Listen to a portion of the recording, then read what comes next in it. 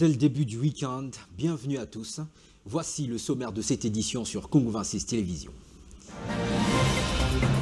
Le méga projet de construction des rocades sur sud-ouest et sud-est de la ville de Kinshasa entre dans sa phase de réalisation. Après l'étape de la signature de l'avenant du programme sino-congolais et la visite de tracé, le président Félix Tshisekedi lance les travaux proprement dits ce samedi 22 juin.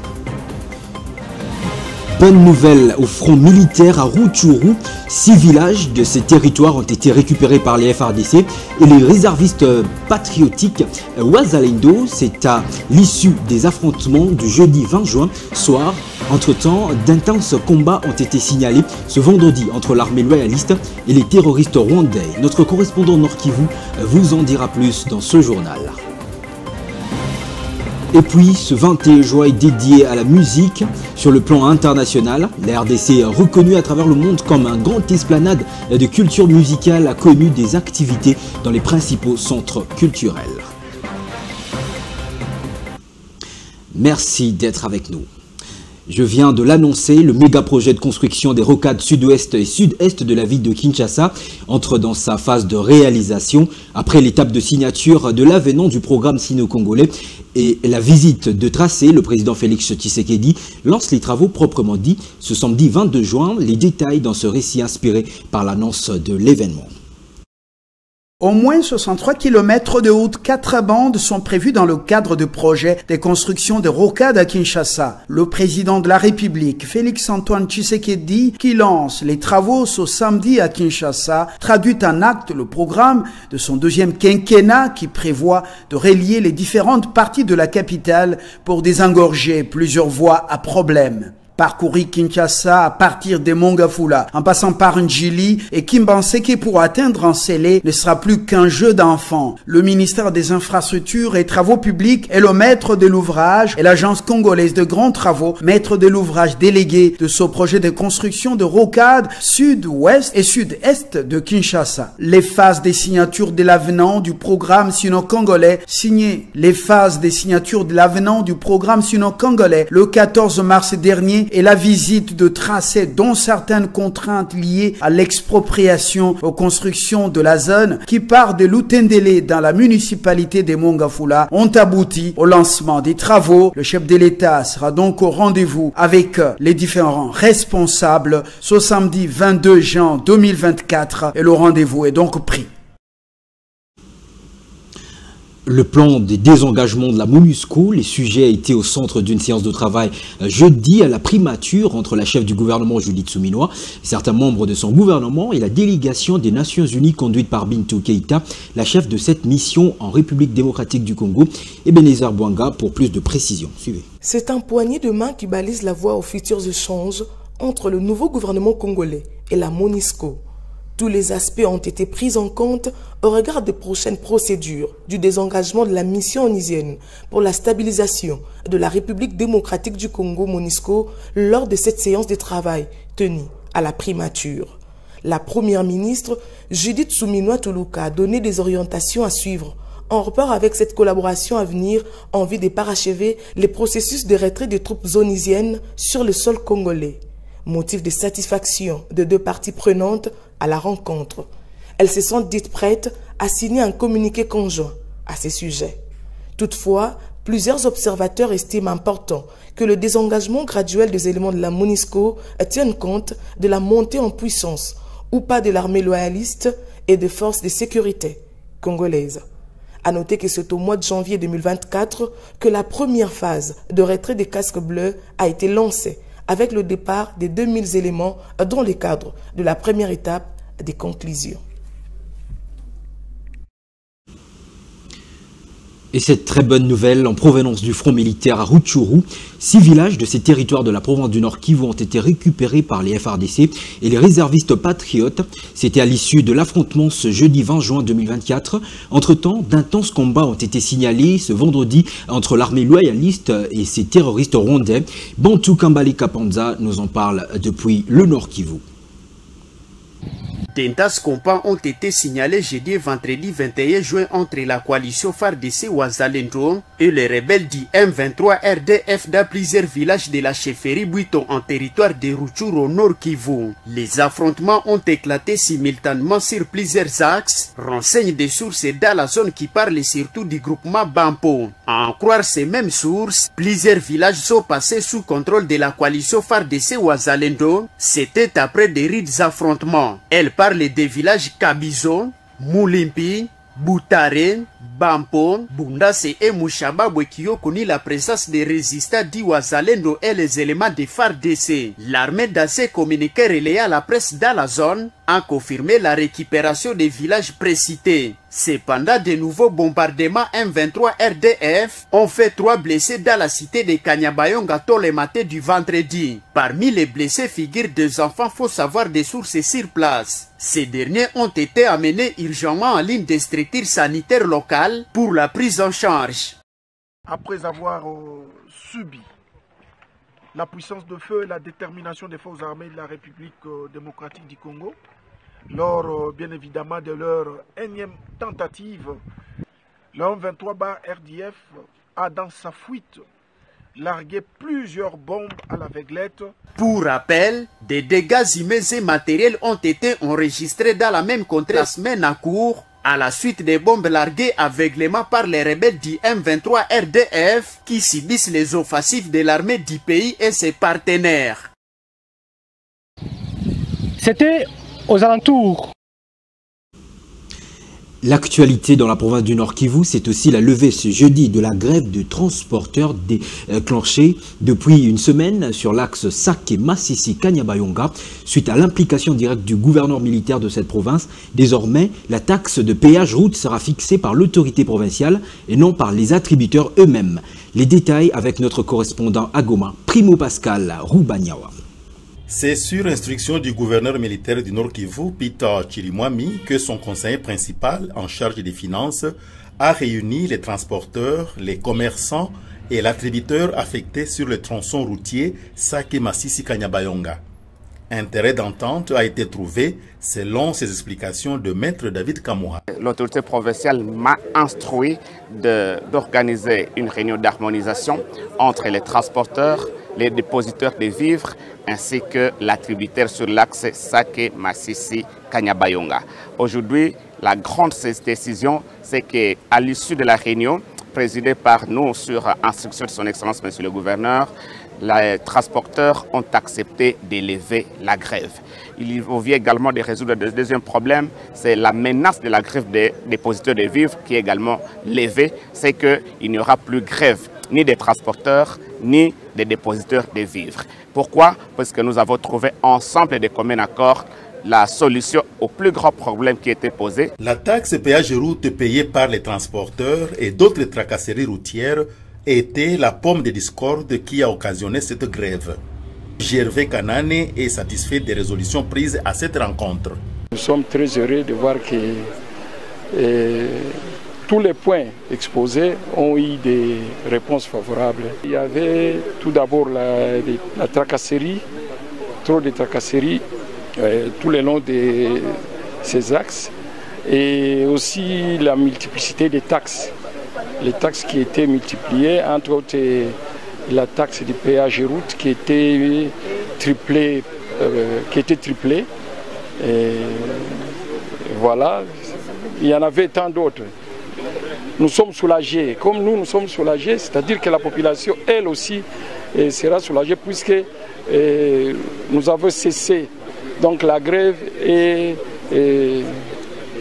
levée. Désormais, les attributeurs n'ont plus le droit de fixer eux-mêmes la taxe de péage route et le gouverneur militaire du Nord Kivu va instruire le commandant basé à Kanyabayonga de faciliter le passage des camions transportant des marchandises qui étaient bloqués suite aux opérations militaires. La traque annoncée des auteurs des pratiques déviantes à caractère sexuel et homosexuel, le procureur général près la Cour de cassation, Firmin Mvonde, qui instruit les procureurs généraux près les cours d'appel du pays, la veut méthodique. Seulement, qu'en serait-il de sa faisabilité? Patrick Leconi s'est penché sur la question.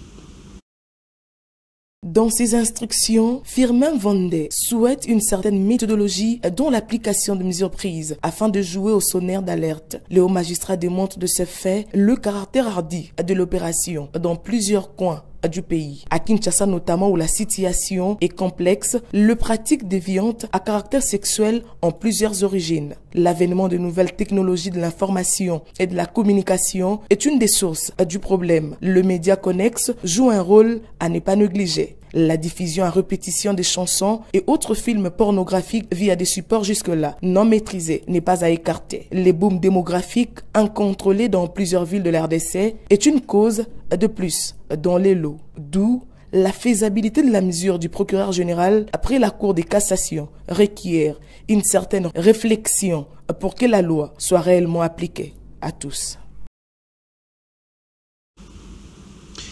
Recrutement annoncé des magistrats, l'association africaine de défense de droits de l'homme Azado dévoile ses exigences qui pourront être utiles lors de cette opération.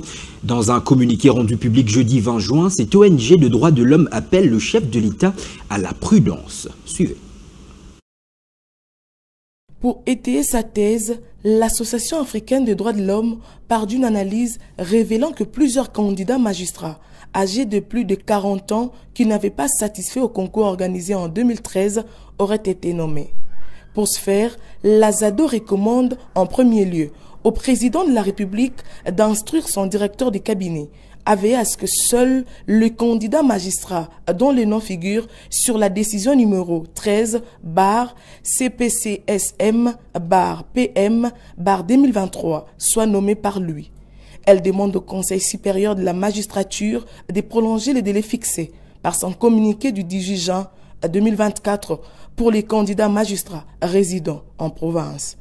Et enfin, à la société civile et aux journalistes de dénoncer toutes les irrégularités dans ces processus pour que les auteurs soient sanctionnés par les institutions compétentes.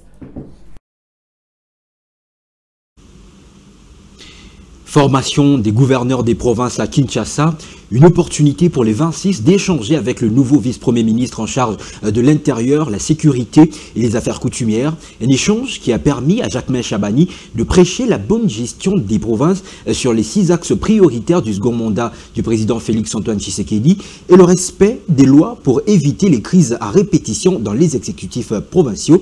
Suivez l'extrait de l'adresse de Jacquemain Chabani. Je vous formule les recommandations suivantes. Mettre au-devant de toute action les 6 axes qui constituent la vision du chef de l'État. Outre les recettes à caractère national, je vous prie de fouiner partout pour mettre en branle dans tous les actes générateurs de recettes tels que prévus par les lois et textes réglementaires. Respecter le nombre de ministres prévu par la loi sur la composition du gouvernement provincial. Ils sont au nombre de 10, les commissaires ne sont pas prévus. Informatiser ou digitaliser vos différentes sources de recettes.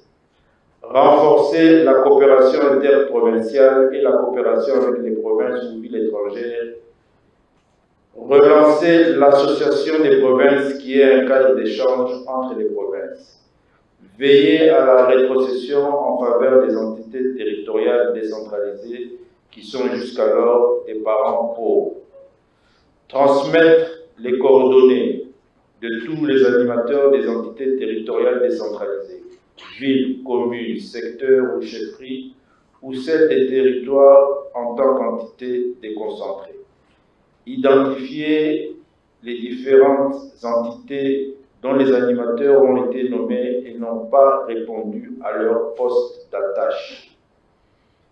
Élaborer chacun une feuille de route en ayant un mois assorti d'un chronogramme pour le suivi et comptabiliser les évolutions professionnelles. Mettre en place une gouvernance sécuritaire à travers un comité de sécurité provinciale et locale regroupant les services étatiques de sécurité et les associations de la société civile concernées. À Kinshasa, le grand marché Zando baigne dans une insalubrité devenue chronique depuis le lancement des travaux de reconstruction qui tirent malheureusement en longueur. 3 ans déjà, nos reporters ont fait le constat amer sur les lieux. L'absence des poubelles publiques et les eaux de toilette déversées sur la voie de passage par caniveau bouché sont là les 2 principales causes à la base de cette crasse qui dégage une odeur nauséabonde envahissant l'air de ces centres commerciaux. Ici, c'est le centre commercial Zando. Les eaux de toilette nous en disposent comme pas possible. Nous sommes exposés à plusieurs maladies. Les vendeurs s'en plaignent. Les eaux de toilette en provenance des immeubles se jettent dans les caniveaux bouchés. Forment des lacs par manque de conduite, remontent à la surface, exposant ainsi les exploitants du lieu à plusieurs maladies.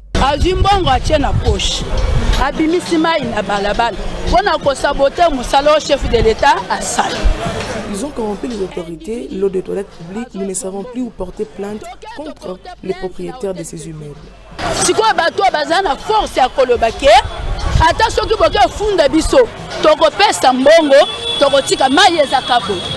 Ces vendeurs disent avoir porté plainte devant l'hôtel de ville, mais sans succès.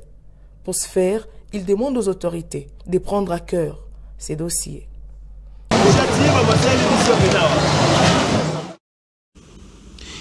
Encore cet héritage lourd de la gestion Gobila, le délabrement de l'avenue 24 novembre dans son tronçon entre Mollard et la prison centrale est à prendre à cœur, plus rien de bon. Difficile même de se frayer un chemin pour les automobilistes familiers de cette voie publique. Denel Mbouyi et Esther Mpunga pour ce reportage. Cet acteur public aujourd'hui méconnaissable dans cette partie, reliant les municipalités de Bandolongo et de Silimbao, est d'une utilité incontestable à ce qu'elle sert de relier en termes d'approvisionnement de la ville de Kinshasa en produits alimentaires provenant du Congo central. Les usagers de cette voie publique lancent plutôt une alerte à ces sujets. La route a commencé à délabrer depuis. On travaille dans de mauvaises conditions. Nous demandons aux autorités d'intervenir.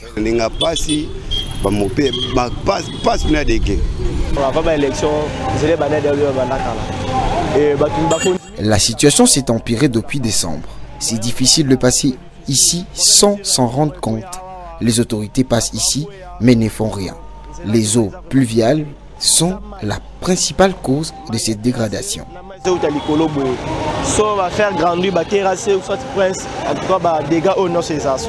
Il y a nécessité urgente pour l'autorité publique de trouver une solution durable et adaptée à ces problèmes qui attravent sérieusement la circulation.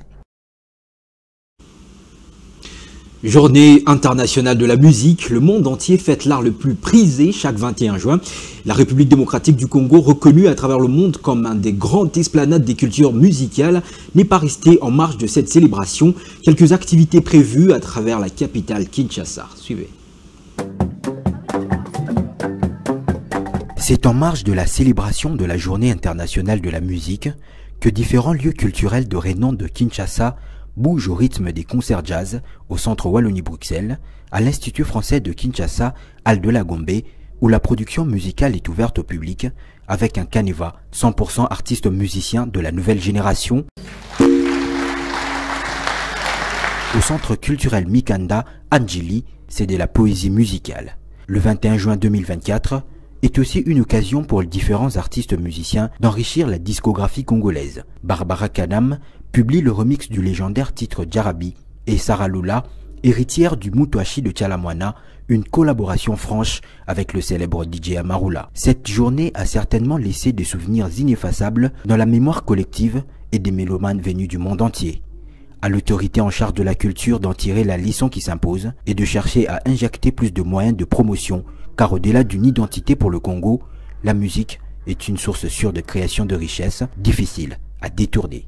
Que vive la musique!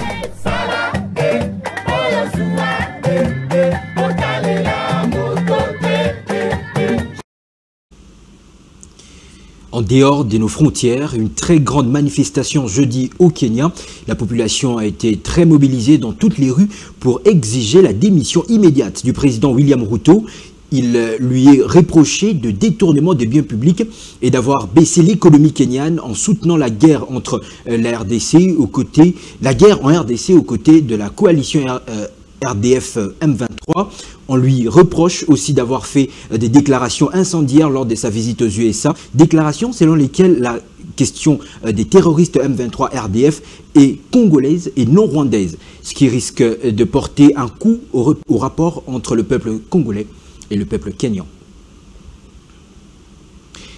L'autre bonne nouvelle, c'est en sport. La Fédération internationale de football association FIFA a, au cours de son classement mensuel des pays, jeudi 20 juin, fait de la République démocratique du Congo 11e en Afrique et 61e au monde, une position réconfortante dans la sphère sportive du pays. Écoutez.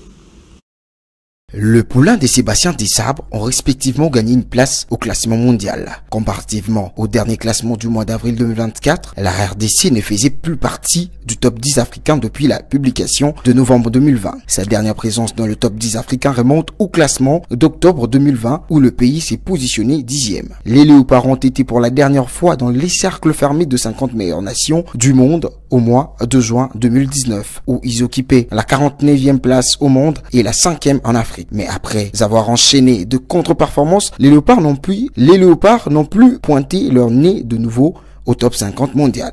Après avoir tenu le Sénégal en échec et battu l'équipe togolaise lors des éliminatoires mondiales 2026, la RDC est récompensée dans ces classements. Ce journal est complètement terminé. Merci de l'avoir suivi. Excellent début de week-end à tous et bonne suite de programmes sur Congo 26 Télévision, la chaîne de l'unité nationale. Au revoir.